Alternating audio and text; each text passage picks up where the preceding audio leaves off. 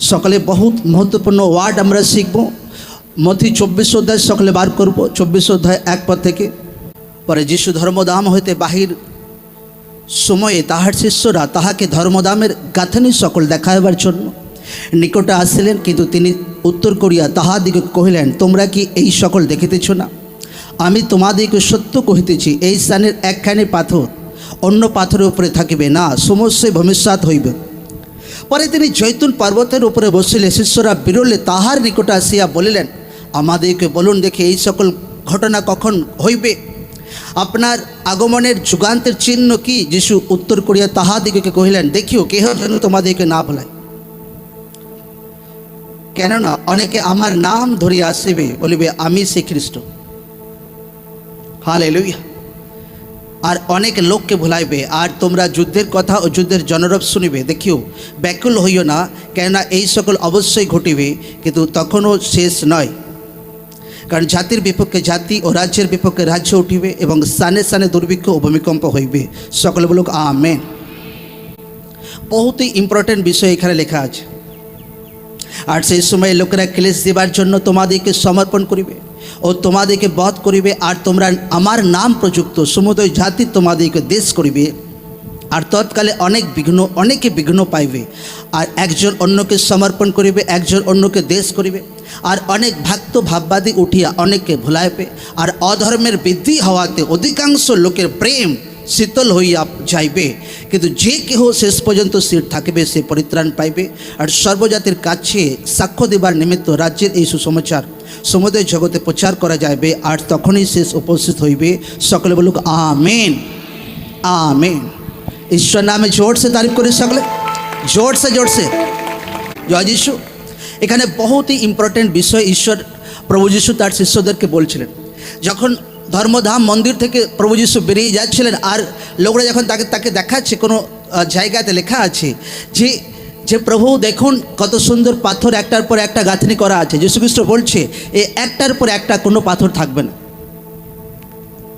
কারণ যদি প্রভু যীশু খ্রিস্ট মরে বসে ওঠার পর তারপর কিছু টাইম পর যদি স্টাডি করি, হিস্ট্রি বলছে সেই ধর্মধামকে নষ্ট করা হয়েছিল, সেই সমস্ত লোকদের উপর টর্চার করা হয়েছিল যারা প্রভু যীশুর উপর টর্চার করেছিল। তো সেই পানিশমেন্ট তাদের উপর নেমে এসেছিল। কিন্তু প্রভু যীশু খ্রিস্ট তাদেরকে একটা জিনিস বলতে চাইছিলেন যে তার দ্বিতীয় আগমনের টাইমে যুগান্তের চিহ্ন কি? প্রভু যীশু এই দুনিয়াতে যে আসবেন তাদেরকে অনেকবার প্রভু যীশু বলেছেন যে আমার সেকেন্ড কামিং হবে, আমার দ্বিতীয় আগমন হবে। আর শিষ্যরা তাকে প্রভু যীশুকে বলছেন যে আপনার সেকেন্ড কামিং, আপনার দ্বিতীয়বার এই দুনিয়াতে আগমনের টাইম কি? যারা জানে না বাক্য তাদেরকে বলে দিচ্ছে, প্রভু যীশু ফার্স্ট টাইম এই দুনিয়াতে এসেছিলেন উদ্ধারের রাস্তাকে আমাদেরকে দেখিয়ে দেওয়ার জন্য। বাইবেল বলছে সেকেন্ড টাইম এই দুনিয়াতে প্রভু যীশু আবার আসবেন। হ্যাঁ, আকাশপথে তার দূতের সহিত তুরি বাজে। আর কিসের জন্য? তার মনোনীত ব্যক্তিকে নিয়ে যাওয়ার জন্য। যে ব্যক্তি প্রভুকে নিজের জীবনে উদ্ধার করতে হিসেবে স্বীকার করেছে, বাক্য বলছে সারে ব্যক্তিকে ঈশ্বর একট্টা করবেন, লাস্ট দিনে বিচার হবে। যে ব্যক্তি উদ্ধারকে গ্রহণ করেছেন যে জীবনে, সে স্বর্গে এন্টার করবে। যে উদ্ধারকে নিজের জীবনে গ্রহণ করেনি সে তাকে নরকে ঠেলে দেওয়া হবে। ঈশ্বরের বাক্যতে সাফ লেখা আছে আমেন আমেন। আমি বলছি না, ঈশ্বরের বাক্যতে সাফ লেখা আছে বাইবেলে। তো লোকরা বলছে আচ্ছা প্রভু এগুলো ঘটবে, আপনি দুনিয়াতে আসবেন, আপনার দ্বিতীয় আগমন হবে, আপনি সারে পবিত্র লোকদেরকে একট্টা করবেন, স্বর্গে নিয়ে যাবেন, এটা টাইম কি? যীশু খ্রিস্ট বলছে যখন আমার আসার টাইম হবে তো দেখবে যে কি হবে। এখানে 5 পদ থেকে লেখা আছে, কেননা অনেকে আমার নাম ধরিয়ে আসবে, বলবে আমি সে খ্রিস্ট। অনেক লোককে ভুলাইবে, বলছে আমি সে উদ্ধারকর্তা, আমি তোমাকে উদ্ধার দিতে পারি। তো এইরকম मतलब পার্সন উঠবে দুনিয়াতে। তোমরা যুদ্ধের কথা শুনবে, যুদ্ধের জনরব শুনবে। দেখিও ব্যাকুল হইও না, কেন এই সকল অবশ্যই ঘটবে, কিন্তু যখন এইগুলো শেষ নয়। কারণ জাতির বিপক্ষে জাতি ও রাজ্যের বিপক্ষে রাজ্য উঠবে, এবং স্থানে স্থানে দুর্ভিক্ষ ও ভূমিকম্প হইবে। সকলে বলুক আমেন। আজকে যে পরিস্থিতি দুনিয়াতে দেখছি, আর শুধু ইন্ডিয়ার আর পড়োশী দেশের বিষয় নয়, আমরা কয়েক টাইম ধরে দেখে আসছি এই যুদ্ধের জনরব ভাই গোটা দুনিয়া জুড়ে একদম মহলই অন্যরকম হয়ে আছে। আমরা বিগত টাইমে রাশিয়া ইউক্রেনের যুদ্ধকে দেখেছি, তা আমরা দেখেছি ইসরায়েলের সঙ্গে গাজার। তো মহলই আলাদা রকম চলছে। কিন্তু বাইবেল বলছে এগুলো বাইবেলে আগে থাকতে লেখা আছে যে তোমরা যুদ্ধের জনরব শুনবে। একটা জাতি আর একটা জাতির বিরুদ্ধে বিপক্ষ লড়াই করবে, ধর্মের বিরুদ্ধে লড়াই করবে, এইগুলো দুনিয়াতে ঘটবে। যখন এইগুলো দুনিয়াতে ঘটবে তো বুঝে নাও যে আমার দুনিয়াতে আসার টাইম হয়ে গেছে একদম। Amen, amen. এবার লোকরা বলতে পারে প্রভু এটা তো 2000 বছর আগেকার কথা, 2025 বছর আগেকার প্রভু যিশুর বাক্য, তো আজ 2025 বছর হয়ে গেছে, তো এখনও প্রভু যিশু দুনিয়াতে আসেননি। প্রভু যিশুর হাতে আপনার মতো ঘড়ি নেই। আচ্ছা, এখন ভাই কটা বাজছে? হ্যাঁ, এখন বাজছে 11:56। প্রভু যিশুর হাতে কোনো ঘড়ি নেই, তার কোনো টাইম লিমিট নেই। ঈশ্বর আমাদেরকে ঘড়ি দিয়েছে যেন আমরা রাত দিন যেন বুঝতে পারি, সময়কে যেন বুঝতে পারি। হ্যাঁ, ঈশ্বরের কাছে একদিন আমাদের কাছে সেটা 1000 বছরের মতো একদম। আর যীশু খ্রিস্ট হর এক ব্যক্তির জন্য ধৈর্যতা আছেন যেন লোকরা সুসমাচারকে শোনে, লোকরা যেন বাক্যকে শোনে, লোকরা যেন মনকে পরিবর্তন করে, আর লোকরা যেন স্বর্গে এন্টার করে প্রভু যীশু জীবিত নামে। Amen, amen. তো এই পরিস্থিতিতে যখন দুনিয়া এইভাবে যাচ্ছে তো ঈশ্বরের ইচ্ছা কি? ঈশ্বরের ইচ্ছা বাইবেলে লেখা আছে 14 পদে, আর সর্বজাতির কাছে সাক্ষ্য দেবার নিমিত্ত রাজ্যের এই সুসমাচার সমুদয় জগতে প্রচার করা যাইবে, আর তখনই শেষ উপস্থিত হইবে। সকলে বলুক আমেন। হার জাতির কাছে সুসমাচার প্রচার হবে, হার জাতি, কোনো জাতি বাদ থাকবে না। এটা আমি বলছি না, ঈশ্বরের জীবিত বাক্যতে লেখা আছে। আজ হার জায়গাতে ঈশ্বরের সুসমাচার প্রচার হচ্ছে। আজ থেকে 2025 বছর আগে যীশু খ্রিস্ট নিজের মুখ দ্বারা বলেছিল। এই জন্য বাক্যতে লেখা আছে যে প্রভু যীশু নিজে বলেছেন যে আমার মুখ থেকে বেরোনো কোনো বাক্য কোনোদিন টলবে না, একদম আকাশ পৃথিবী টলবে, ঈশ্বরের বাক্য কোনোদিন টলবে না। আজ হার জায়গাতে ঈশ্বরের বাক্য সুসমাচার প্রচার হচ্ছে। ও যেখানে সুসমাচার কোনোদিন প্রচার করার নয়, আরব কান্ট্রিতে, উত্তর কোরিয়াতে, সেই জায়গাগুলোতে সুসমাচার প্রচার হচ্ছে। সেই জায়গাগুলোতে লোকরা প্রভুকে উদ্ধার করতে হিসাবে গ্রহণ করছে। আর এটা এই টাইমে ঈশ্বরের ইচ্ছা যেন সুসমাচার প্রচার হোক। কি প্রচার হোক? জোরসে বলে কি প্রচার হোক, কি প্রচার হোক। এবার লোকরা বলে প্রভু এখন আবার কি করে সুসমাচার প্রচার হতে পারে? ওদিক থেকে তো ভাই ড্রোন পড়ছে, ওই থেকে তো মিসাইল পড়ছে, এখন আবার কি করে সুসমাচার প্রচার হতে পারে? আমি কালকে আবার একটা স্পেশাল বাজারকে ফোন করছিলাম, আরে কী করছো? আমি তখন বাজছে 9:30, আমি কী করছো? সুসমাচার প্রচার করতে যাব। এই ভাই সুসমাচার প্রচার করতে যাবে?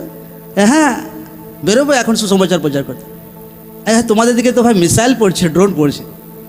বলছে ভাই ও পড়ছে, যার পরাগ পড়ছে, ভাই সুসমাচার কোনোদিন বন্ধ হবে না। প্রভু যিশু জীবিত নামে, আমেন। হয়রান, আমি রিয়েল বলছি, এরকম বিশ্বাস দুনিয়াতে কোথাও পাবে না। আমি বলে দিচ্ছি, পাঞ্জাবের মতো বিশ্বাস। পুরা রাতে ভাই ড্রোন প্রবলেম হচ্ছে, এ হচ্ছে, তা হচ্ছে। মন্ডলীর লোক ভাই দিনে ভাই সুসমাচার প্রচার করতে বেরোচ্ছে, বাসে করে, গাড়ি করে, ট্রেনে করে। আমি জানি না এদিককার বিশ্বাসী হলে কি করতো, যে প্রভু এখন আমি ঘরে ঢুকে বসে থাকি, যার উদ্ধার পাওয়ার ভাই সে নিজে নিজে উদ্ধার পেয়ে যাক, আমি বেঁচে গেছি, আমি ভাই এখন স্বর্গে স্বর্গে যাবো, আমি ব্যাস এতেই খুশি। আমি হয়রান হয়ে গেছি, কয়েকদিন ধরে লাগাতার প্রবলেম চলছে, লোকদের কাছে কোনো আশ্বারই পড়েনি একদম। লোকরা দিনে সুসমাচার প্রচার করতে যাচ্ছে আরামসে একদম। হালেলুয়া। কারণ এইটা ঈশ্বরের ইচ্ছা যেন সুসমাচার প্রচার হোক, বাক্যতে লেখা আছে।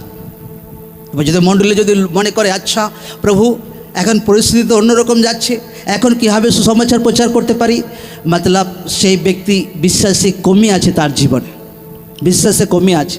আজও সুসমাচার প্রচার করতে বেরোই লোকরা। আমি যখন রিপোর্ট নিই, আচ্ছা কী হচ্ছে, আজও প্রার্থনা চলছে। আজও আমি যখন রিপোর্ট নিই কী হচ্ছে, প্রার্থনা চলছে, হাজারো লাখো লোক প্রার্থনাতে বসে আছে। এর আচ্ছা কিছু একটা যদি পড়ে যায় ভাই বাস। আমি এরকম বিশ্বাস ভাই দুনিয়াতে দেখিনি। প্রভু যিশু জীবিত নামে, আমেন। আর কালকেও প্রচার করতে যাবে, আমি জানি লোকরা কালকেও প্রচার করতে যাবে। লোকদের বিশ্বাস কীরকম লোকরা বুঝে নিক একদম। হ্যাঁ, মহল আলাদা, পরিস্থিতি আলাদা, লোকরা সুসমাচার প্রচার করতে যাচ্ছে। হৃদয়ে প্রভু যিশুকে ছেপে ফেলেছে প্রভু যিশু জীবিত নামে, আমেন। মতলব লোকরা প্রভুকে নিজের হৃদয়ে একদম গেঁথে নিয়েছে একদম। প্রভু প্রেম, প্রভু সুসমাচার, প্রভুর জীবিত বাণী, প্রভুর জীবিত ওয়ার্ড, এইরকম বিশ্বাসী হওয়ার দরকার আছে প্রভু যিশু জীবিত নামে। ঈশ্বর আপনাকে এইরকম বিশ্বাস দিক প্রভু যিশু জীবিত নামে। আপনার বিশ্বাসের হৃদয় আত্মাতে প্রভু যিশুর বাক্যের ছাপ থাকুক প্রভু যিশু জীবিত নামে। আপনার বিশ্বাস সেম না থাকুক প্রভু যিশু জীবিত নামে। ঈশ্বর আপনাকে স্ট্রং বিশ্বাস দিক, সামর্থ্য বিশ্বাস দিক, পাওয়ারফুল বিশ্বাস দিক, সুসমাচার প্রচার করা বলা বিশ্বাস দিক। Amen, amen, hallelujah, hallelujah, hallelujah. বাক্য বলছে এই টাইমে ঈশ্বরের ইচ্ছা যেন সুসমাচার প্রচার হয়। যদি ঈশ্বরের সুসমাচার প্রচারের ইচ্ছা না হতো তো ঈশ্বর বলে দিত, না ভাই দুনিয়া মহল অন্যরকম যাচ্ছে, তো তোমরা চুপচাপ বসে থাকো। লোকদেরকে সুসমাচার দেওয়ার দরকার আছে।